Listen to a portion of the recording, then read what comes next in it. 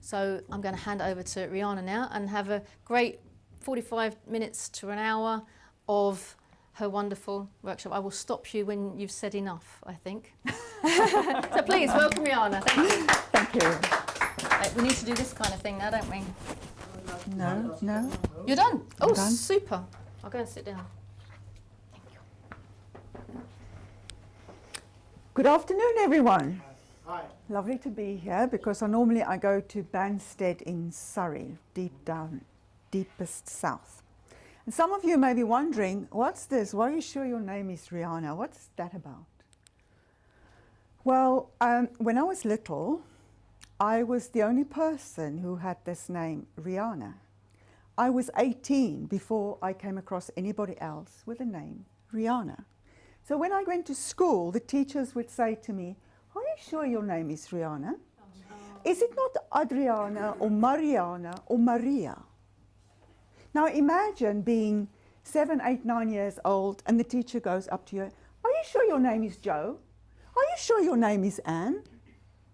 And then of course, they got over that, accepted my name was Riana, and then I trained as a radiographer after school. And I went off to a place called East London. This was back in South Africa. There is a place called East London. It's on the coast, it's beautiful. Anyway, I got there and the radiologists there, the doctors who interpret x-rays, said to me, what kind of name is this? Are you sure your name is Riana? No. Are you not Adriana or Petronella or Katrina? Oh, God. Wow. It's like, no, my name is Riana. And then I came to the UK and people say, Rihanna? Like the singer? No. Welsh? No. Indian? No. And I said, you know, Princess Diana? Yeah? You spell the name D-I-A-N-I. She's royal. Okay, so now just take away the D, put the R in for royal. That's my name. So that's my story about my name. So yes, I'm sure my name is Riana, and I fought damn hard to keep it. So let me see if I can work this thing. Are we going in the right direction? So yeah, grew up in the Cape, was born in South Africa, Western Cape. Who's been to South Africa? See some hands, yeah. It's a beautiful country, yeah. Big skies, open space, bright colors, beautiful mountains, mountain passes, vineyards, bougainvilleas, gorgeous. From where I grew up, if I looked out the front of the house, from the front of the house, we could see the top of Table Mountain. Yeah. From the back of the house, back garden, I could see the what they call the Simonsberg Mountains, you know, Stellenbosch Way. And I remember, you know, being a child, you get a little bit anxious when you write exams. And I went, oh, these exams are coming up. And I would stand in the back garden and I would look at the mountains and you'd see these big clouds. I'm sure there's proper names for the clouds that I saw. But, you know, they had these very silver linings. And I'd look at the lining and if I found the brightest piece, I'd know that I would do well in the exam.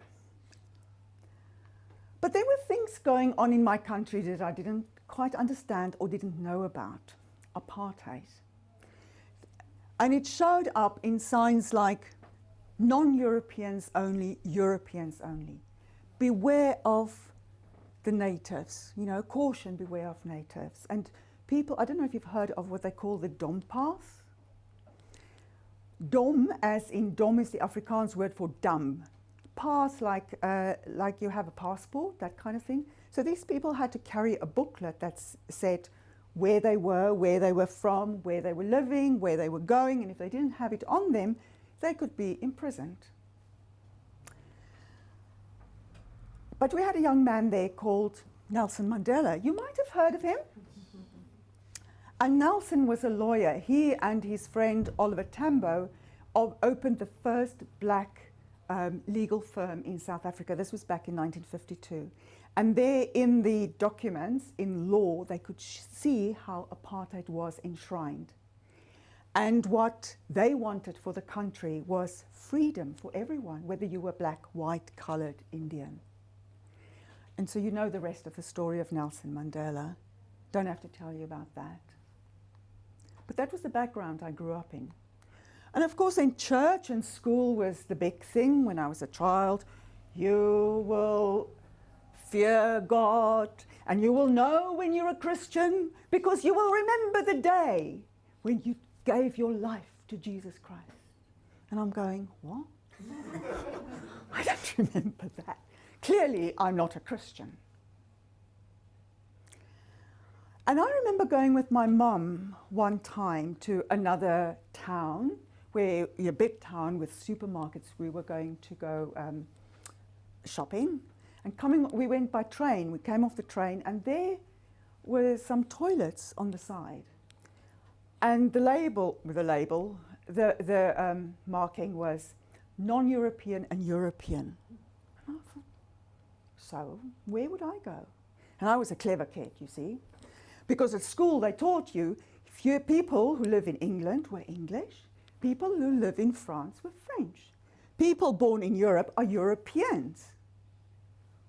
I'm not a European. I was born in Africa. I'm an African. So clearly I must go to the non-European side. And it just didn't quite make sense. And there was another thing. You know, at school as well, the teachers would say, oh, die swart gevaar, the black danger. When the black people take over, this country will go to ruins, you know. And the red danger, the communists will take over with them. And beware all of this. And it's like, and they talk about boer. Us boers, we must stand together. And I thought, boer is Afrikaans word for farmer. My people, my family were not farmers. Maybe some generations ago, but not recently. They were not farmers. Why call me a boer? I'm not in that group, right? I don't belong there. And there was this other thing as well about us Afrikaners. We must stand together. And it's like, us Afrikaners, who are we? Everyone born in Africa?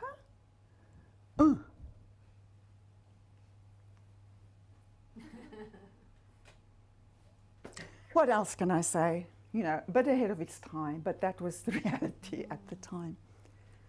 There were other ways that my world was broken.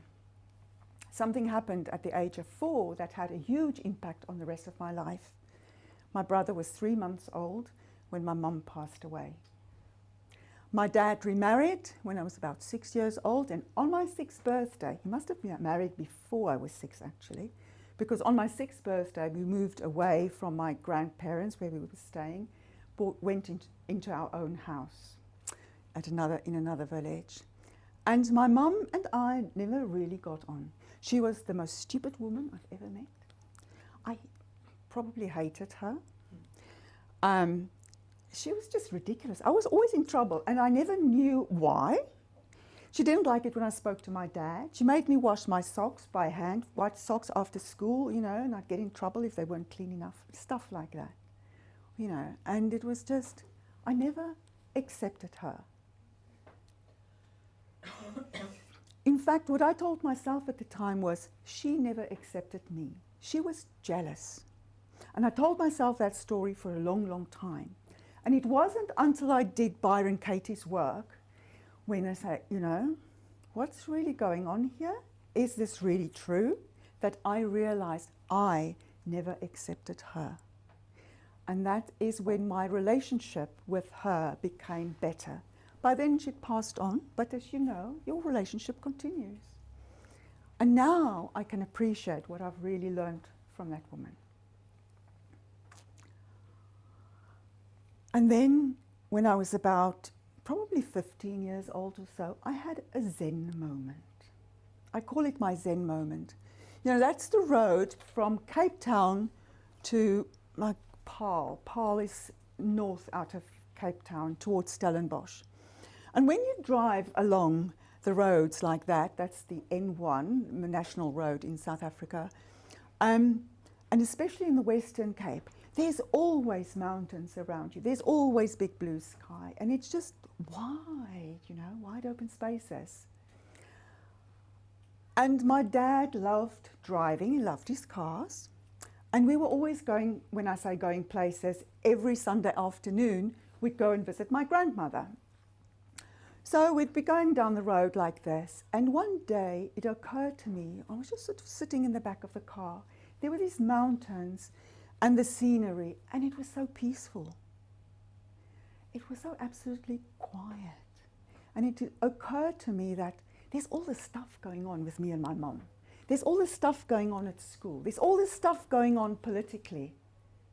And yet, there's this space and there's this silence underneath it all. And I didn't appreciate what it was for a long, long time. But I knew that I could go there whenever I wanted to. And I did every time we were on the road. Best not do it when you're driving.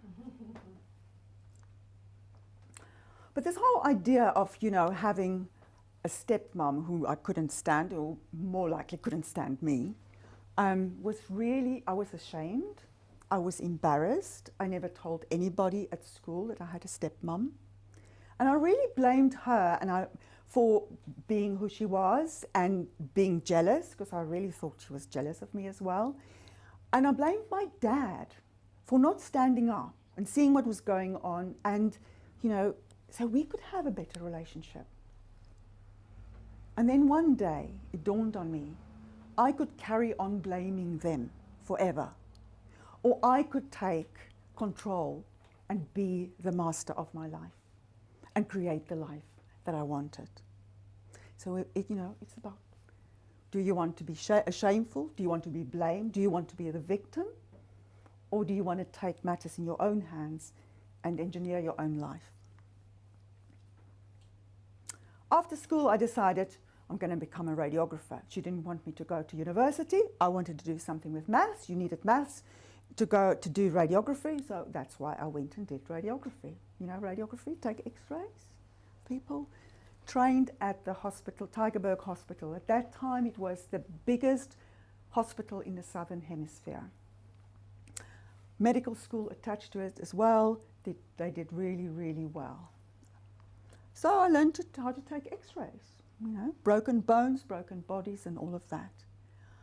Also, when computer-assisted tomography came out, CAT scans, I wanted to learn how to do it. It was fabulous. I mean, here were people and computers and engineering and systems coming together. I mean, I just loved it.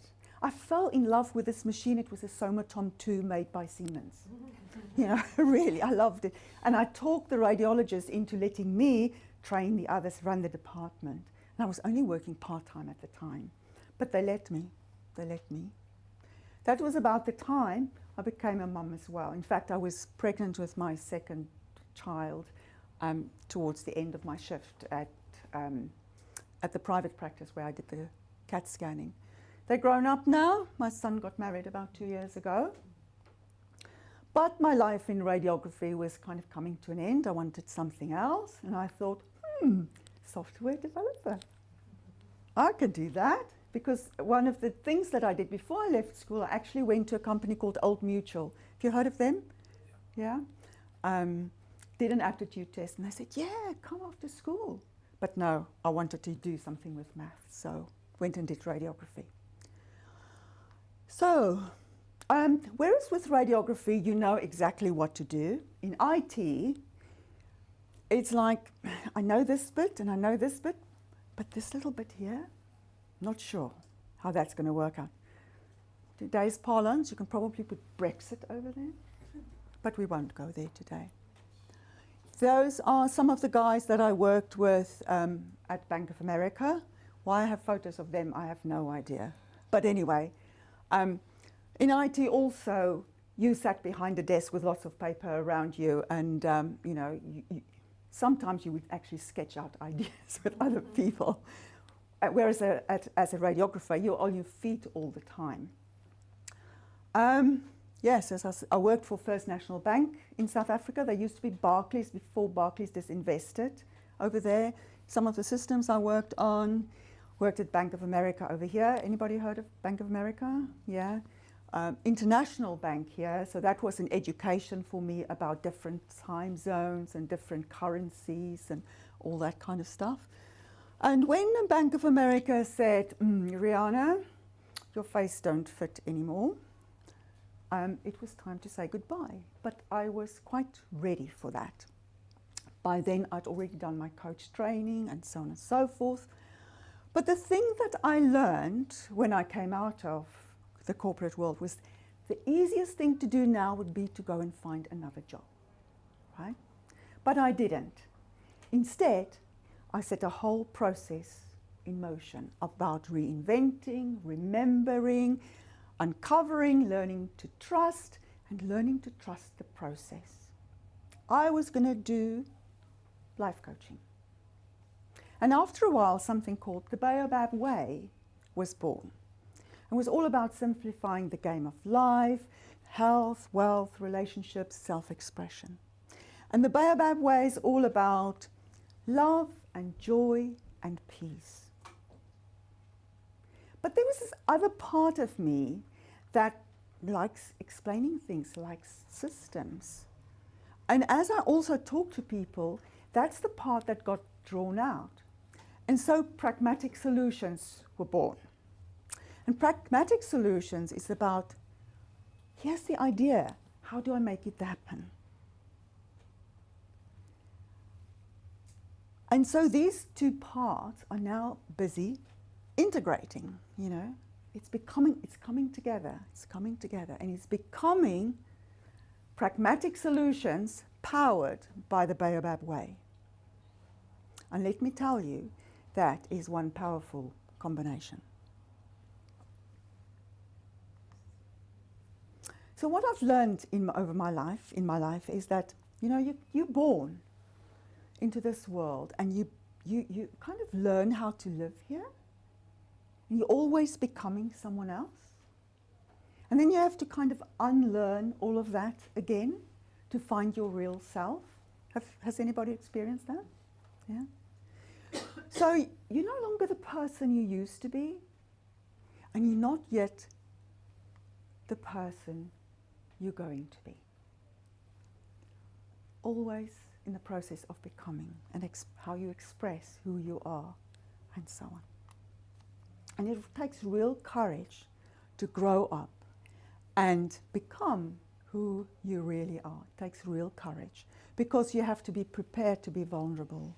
You have to be prepared to look at yourself and say, how did I contribute to this? What was my part in this? You know, where am I hitting a wall? And you know, when I'm hitting a wall these days, it still goes back to the issue with my mom. You know, can you believe that? I was like, you know, I'm ancient by now, and I'm still having the same problem. By the way, those are baobab trees. Yeah? They're the upside down trees. They're the upside down trees, yes. So your life matters, you know, whether you're a prince, whether you're a herd boy, whether you are the king, queen, or anybody else, your life matters. And when I speak to schools about life, Nelson Mandela, I put this slide up and I say, your life matters, and put your hand on your heart. Why don't you do it now? Put your hand on your heart and say, my life matters. Go on. My life matters. Yeah. And turn to the person next to you, and if there's no somebody, that, you know, just join another group and say, your life matters. Your life matters. Yeah. Lovely. Do it again, because you clearly enjoyed it. Do it again, because you clearly like Life matters. Oh, they really like that. Okay. Thank you for that. You've just given me a grand idea. Okay. I came across this, I think when I was still in radiography, and it's like, I know I'm somebody because God didn't make no junk. You know, and sometimes we trip over the word God. So put there, love doesn't make anything, doesn't make no junk. The universe don't make no junk. The force don't make no junk. And I want you to know that you are loved. There's nothing that you can do or say that will change that. You are loved, and your job is to love and to be loved. You are loved. And be the love that you are. That's why we're here. We have to be the love that we are.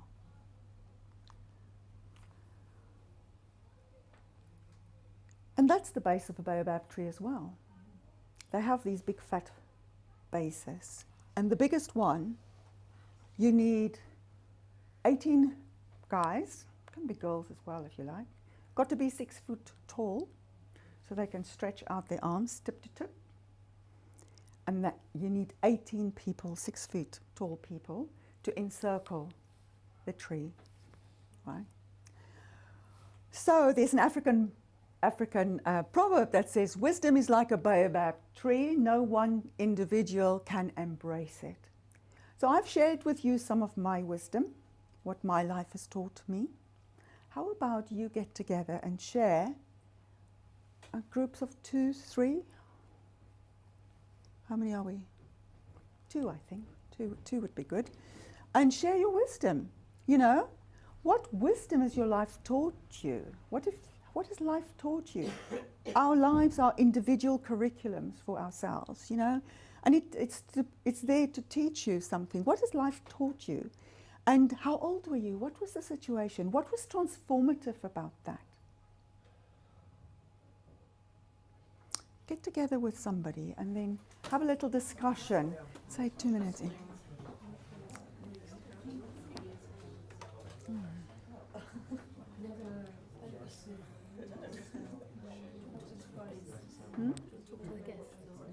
Yeah, I think they're all okay. Are you okay? Hmm?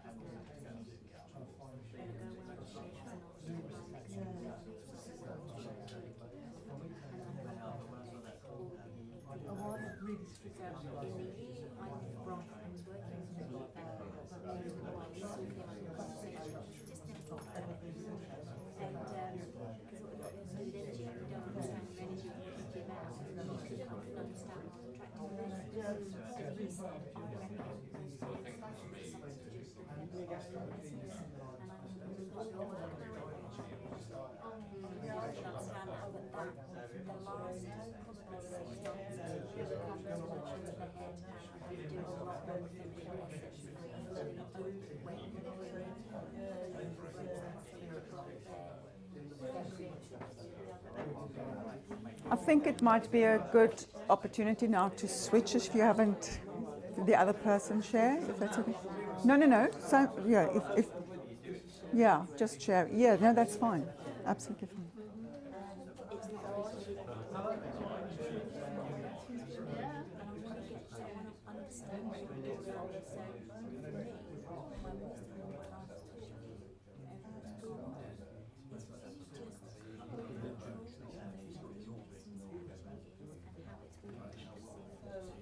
What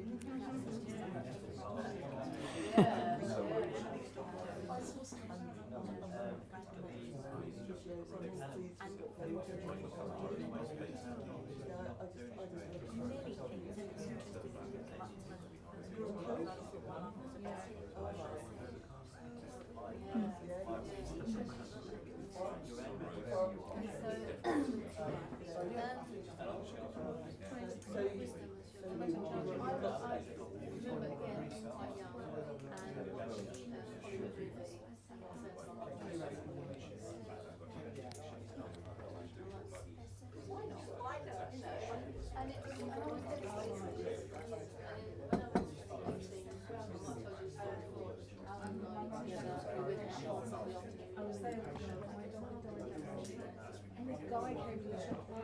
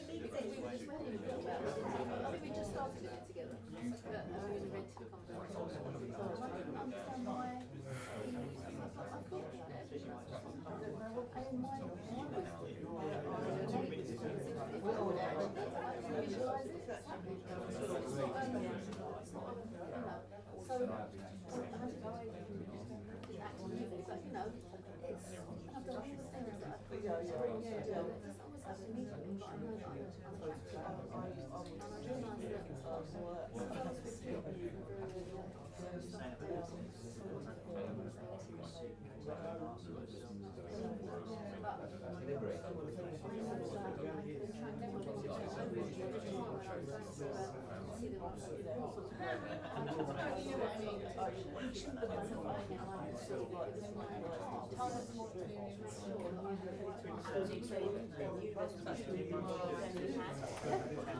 Okay. How is that for you?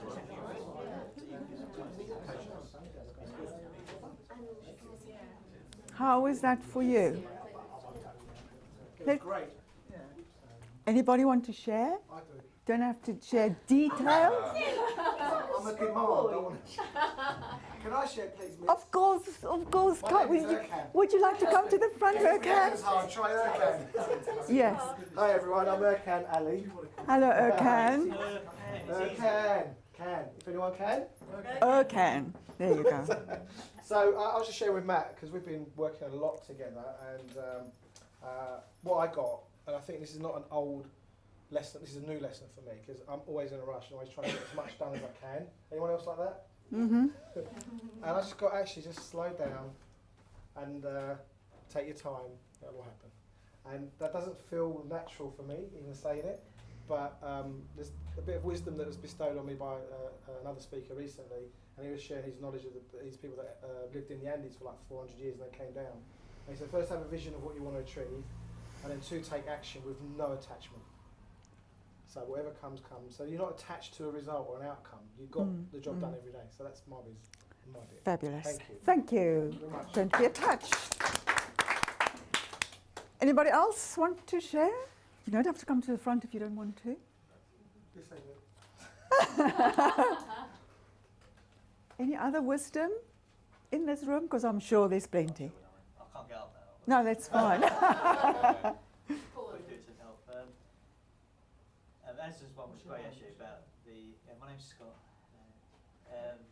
Host of the Essex group. I guess that yesterday. So well, that's really good. They're very similar actually, weren't they? But mine was about a random act of kindnesses that I do. Use an example actually about you might do something like let someone out of traffic, or you don't get thanks and all that. You get annoyed, but that was my wisdom quite a while ago around it's not about that, so you do it without the expectation. Yeah, You don't know what's yeah. going on in their life. Yeah. So it doesn't matter if they thank you or whatever, because they might get 50 yards down the road and go, oh shit, I didn't thank that person, but then they do it for someone else. Yeah, to yeah. Yeah. redeem their own karma. Yeah. Yeah. So that was my Excellent. Much of it, Yeah. years So ago. it's sort of a little bit related to being attached to the outcome, Mm. you know, and have no expectations. Yeah. That's Yeah. why I call it random acts of kindness, because if you Yeah. do it with expectation, it's about you then, so it's not Exactly. Exactly. kindness. Yeah.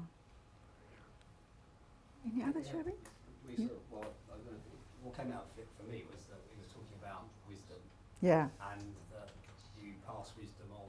Yes. So my thought was actually that you don't have wisdom, it's not yours, it's just something that is given to you and then your responsibility is to pass it on.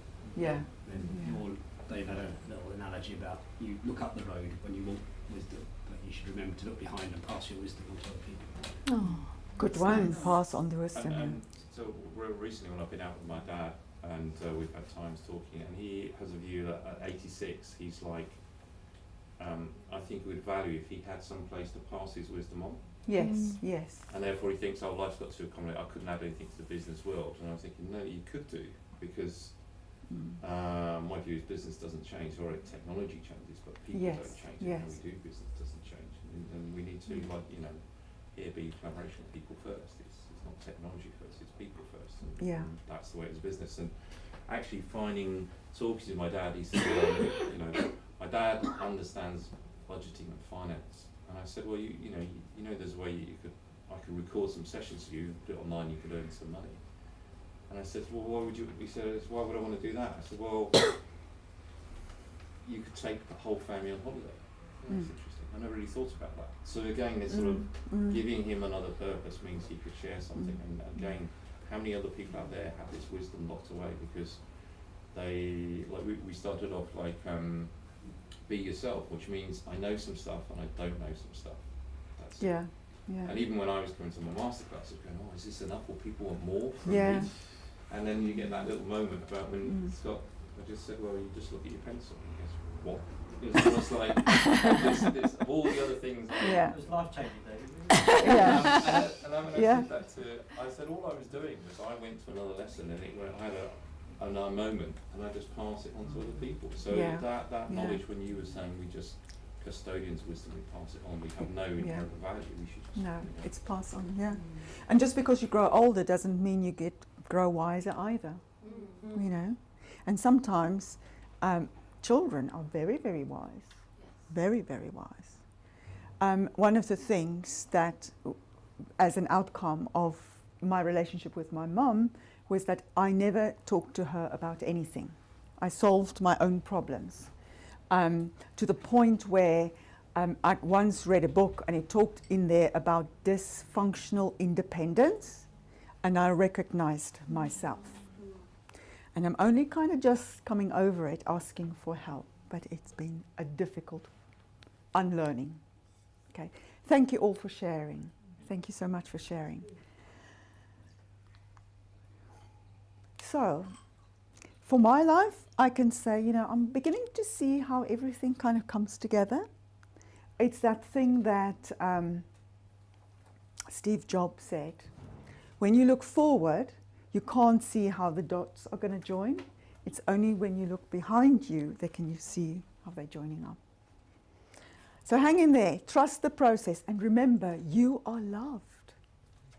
And your life matters. What? Our life matters. Your life matters, absolutely. I think that's me.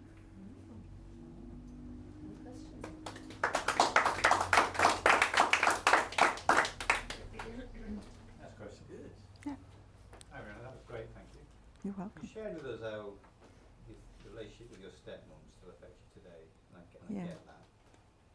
Can you articulate how growing up in apartheid affects you still today, or does it? In apartheid. Because it's such an alien world to us, and we all know Yeah. what apartheid was, but to grow up in that environment. Yeah. I'd just be very, very interested in what the legacy of that is. The first thing that comes to mind was the first time I told somebody about, you know, I was going with my mum to the shops and I saw the sign that says non-European, European. It says, at that moment I understood what it must have been like for him, you know, growing up in apartheid. I grew up in the Cape. The Cape has coloured people they're lighter skinned than black people. So the first time I saw people in mass, in black people, was when I went to East London, and I was probably 18 at that time, 18, 19, no, I was 20 actually. It was scary because these were foreigners, you know. Brown people on mass, fine. But when I saw these people, so many blacks together, that was very scary.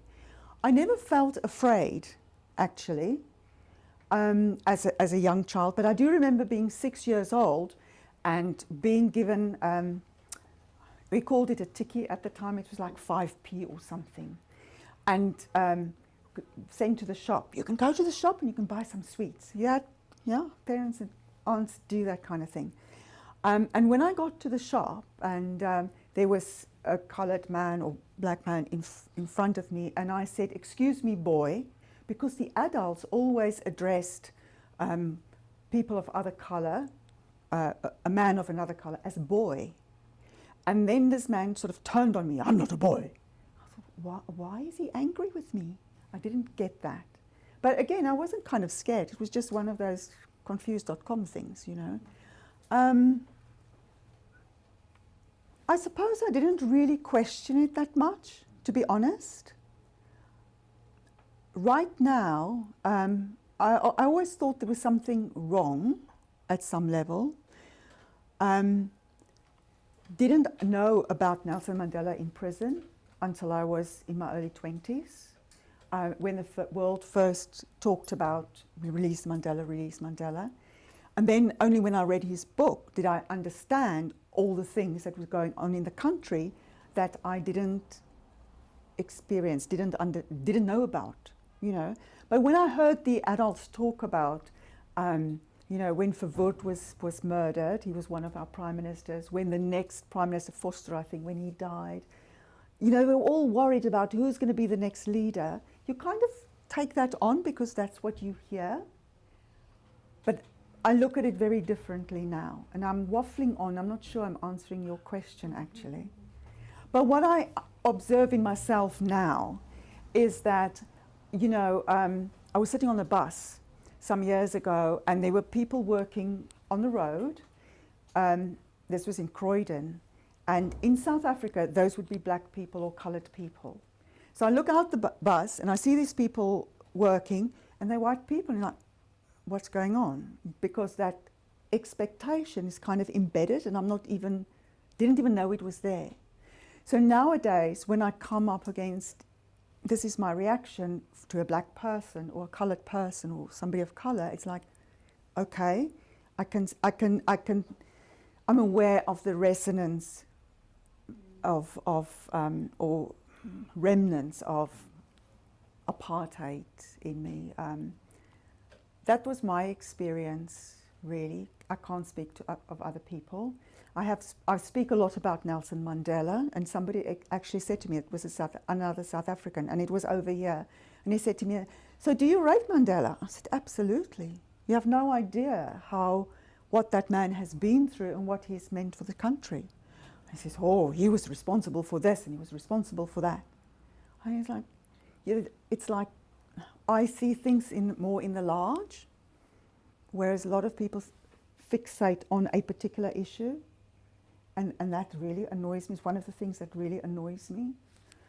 I don't know if that kind of makes sense. It does, Yeah. Thank you. Other question? How long have you been in England, and what brought you to sunny Surrey of all places? What brought me to England was I was in IT at the time. Y2K was kind of going on, year 2000. Lots of people were leaving South Africa. I was married to a Brit. I had a document that said I have abode in this country. I hadn't had my passport then, but I have a registration certificate or whatever of abode. And so the conversation started happening. Why are you still here? You know, if you can go to England just packing your bags, or why don't you go? Why are you still here? And once that started snowballing, then I came, and I started thinking of myself, or by myself. I also looked at the rest of Africa and I thought, do you know what? I can't stay here and watch this country going the same way, which I suppose you could say is a racist attitude. So that brought me here as well. And that's something that I actually don't admit very often to people. I would say, oh, it's the violence, I came for other opportunities. But that was the real driver. I loved my country too much to see how things would unravel. And what was the other question? Why sunny Surrey? A friend of mine. Do you know I had lots of people in the from the UK who were my friends in South Africa? My friend said, if you're going to go to the UK, stay in the south because it's much darker and, you know, much more rainy in the north. So I came and I stayed in Surrey, sunny Surrey. And I actually got job offers up in Scotland and I said no. And it was like, I travelled 6,000 miles or however far it is, but I won't, you know, up north, but I won't go another 600 miles north to Scotland. Yeah, so that's one. Any other questions? No? Yeah, you mentioned the Bobobo way. Is that The Baobab way. Is that a coaching method, or is that just a philosophical statement? It's my coaching method, my philosophy. I am the Baobab way. Okay. And yeah, if you look at the whole tree of the Baobab and what it stands for and so on, it's it very much resonates with my philosophy. And a Baobab tree does not become handsome until it's 800 years old, for instance, you know. And the things I teach, whether that is life lessons or business lessons or whatever, it's the same. It's old principles, you know. It's tried and tested. It's nothing new, but it's tried and tested because I'm done with we change for change's sake and all of that. Okay, thank Thank you, you. Riana. Before you go, just well done, thank you. I'd just like to say, isn't it interesting that you talked about the East End, going to in South Africa, and that's where I grew up, the East End. And two people with very different backgrounds have ended up at B Collaboration because in the East End of London, where I grew up, I was the white minority, and I didn't notice people's colour of their skin. So I didn't have that knee-jerk reaction when I saw black people or Indian or Asian or whatever, because they were all around me, you know, Irish, West Indian, whatever. And it wasn't until I was 6 or 7 years of age when my mum actually turned around to me and said, "Don't you have any white friends?" Okay, that's And I was like, interesting. and then I realised that they weren't the same colour as me, and there was a difference.